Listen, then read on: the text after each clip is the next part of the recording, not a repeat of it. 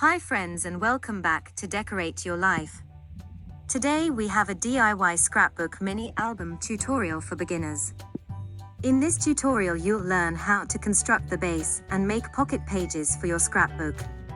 Our DIY scrapbook tutorial for beginners is broken down into a video series. Make sure to add our tutorial series to your YouTube playlist so that you can refer to them when you need them. And as always, your subscription, comment and share are appreciated. Give me a thumbs up. Enjoy and happy paper crafting.